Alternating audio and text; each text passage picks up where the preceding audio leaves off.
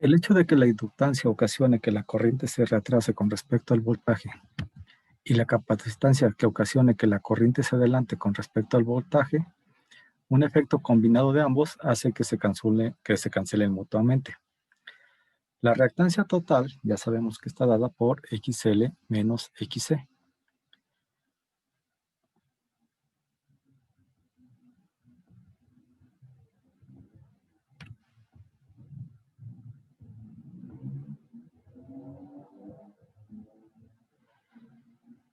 Y la impedancia del circuito es mínima cuando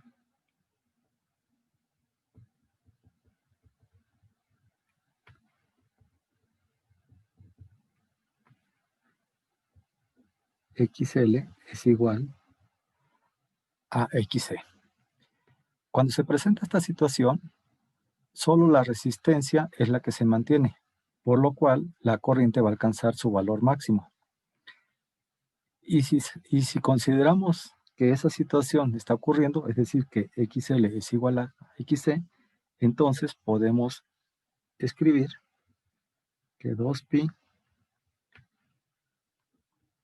por la frecuencia por L es igual a 1 entre 2pi por la frecuencia por C. De tal manera que si nosotros despejamos de aquí la frecuencia, nos quedaría la siguiente expresión. La frecuencia sería igual a 1 entre 2pi por la raíz cuadrada de LC. ¿Sí? A esta frecuencia se le conoce como frecuencia de resonancia.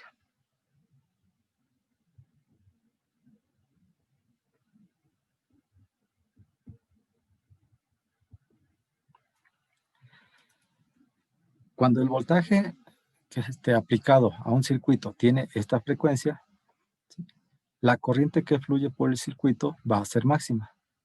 También es importante señalar que en esta situación la corriente está limitada solo por la resistencia, lo cual implica que la corriente y el voltaje van a estar en fase. ¿Sí? Como ejemplo, podemos mencionar el circuito de una antena de un receptor de radio. Este tipo de circuitos contienen un condensador variable, el cual funciona como sintonizador.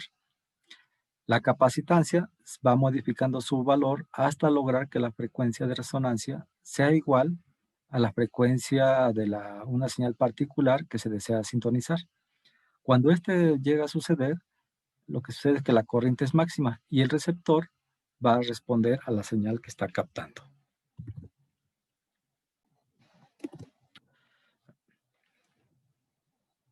En circuitos de corriente alterna no se consume potencia debido a la capacitancia o a la inductancia.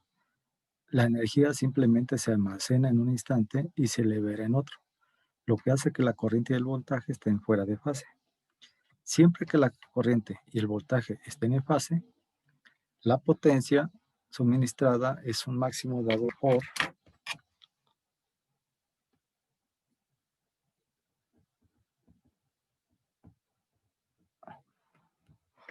la multiplicación de la corriente efectiva por el voltaje efectivo.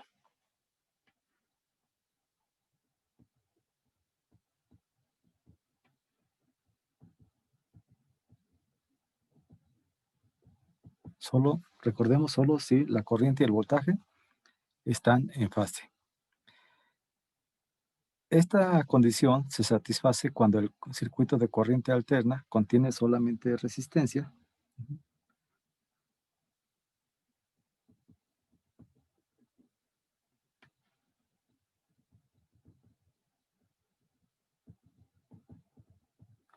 o bien cuando el circuito está en resonancia.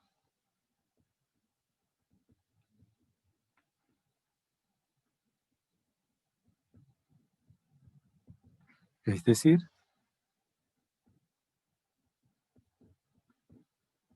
cuando se cumple esta condición.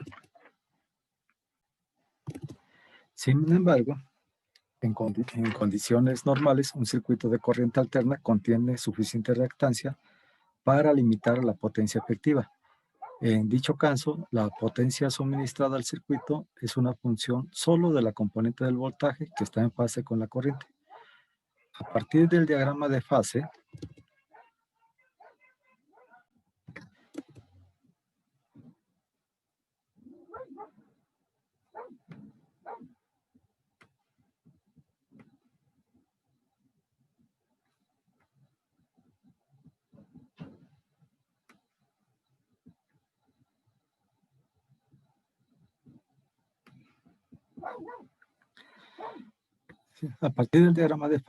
esta componente B, ¿sí?, la podemos escribir de la siguiente manera, ¿sí? Vemos que aquí formamos un triángulo rectángulo.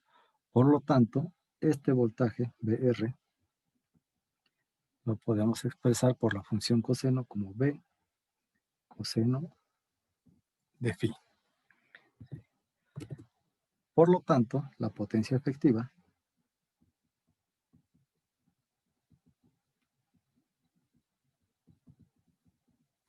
va a estar denotado por P igual a I B coseno de phi.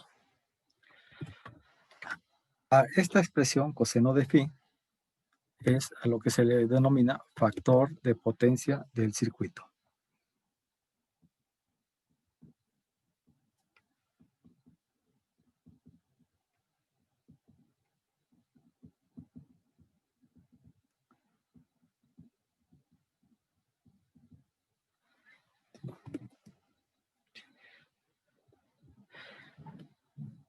Para el caso de un circuito meramente resistivo,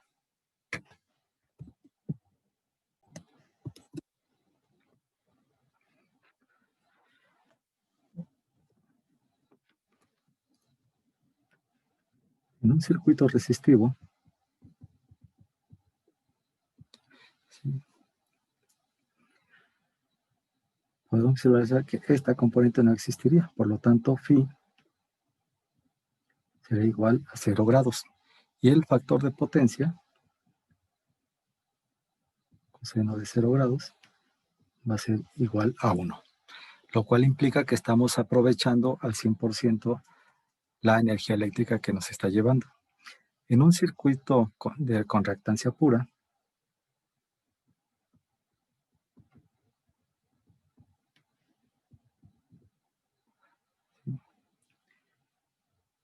phi es igual a 90 grados y el factor de potencia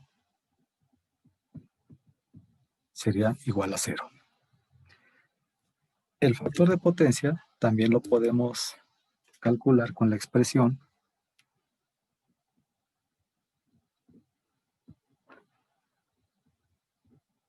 la resistencia sobre la impedancia, es decir,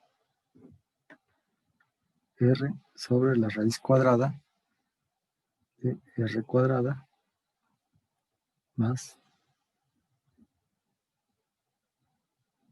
la reactancia al cuadrado.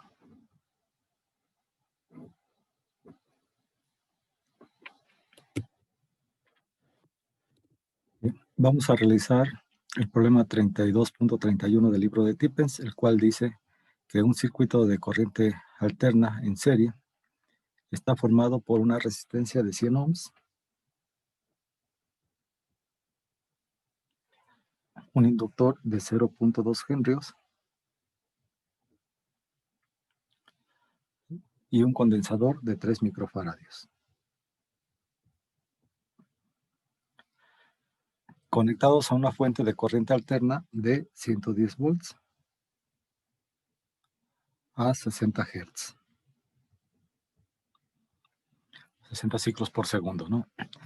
Nos pregunta, dice, ¿cuáles son los valores de la reactancia inductiva, de la reactancia capacitiva y de la impedancia del circuito? Entonces, la reactancia inductiva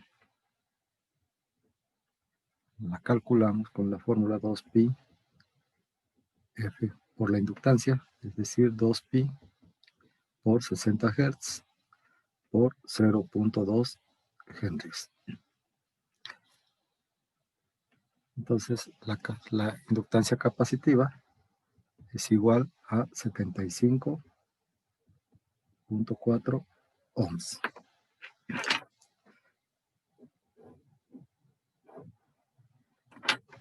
La reactancia capacitiva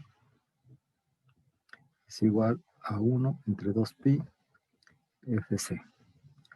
Entonces sería 1 entre 2 por pi por la frecuencia de 60 Hz por la capacitancia de 3 por 10 a la menos 6 faradios.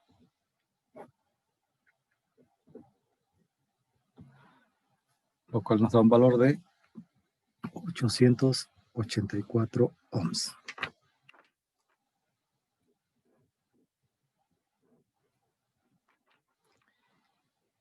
Y la impedancia, como ya sabemos, se calcula con la raíz cuadrada de la resistencia al cuadrado más la diferencia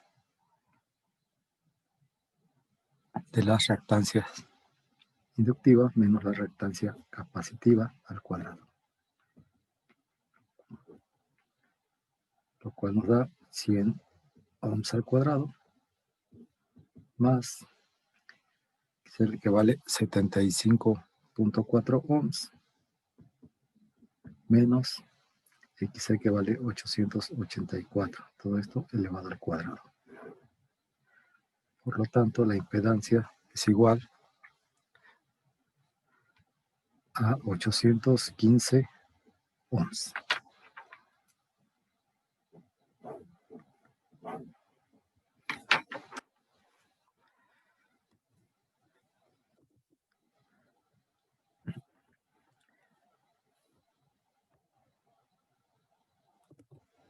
En el problema 32.32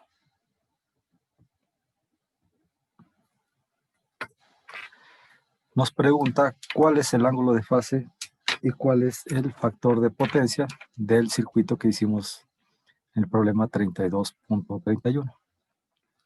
Nos pregunta cuánto vale phi y cuánto vale el factor de potencia. Entonces, como conocemos las reactancias, entonces podemos utilizar de que tangente de phi es igual a XL menos XC entre R. 75.4 ohms menos 884 ohms entre 100 ohms.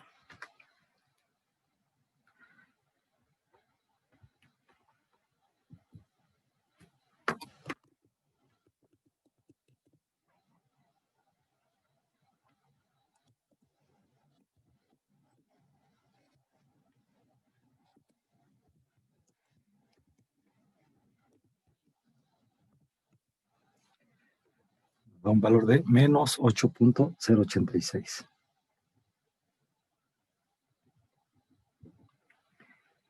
Por lo tanto, phi será igual a tangente a la menos 1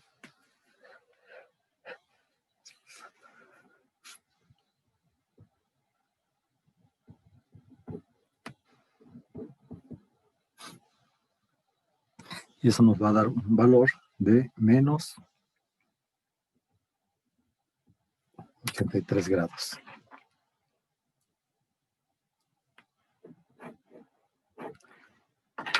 Y el factor de potencia, entonces, factor de potencia que es igual al coseno de phi, va a ser igual al coseno de menos 83 grados.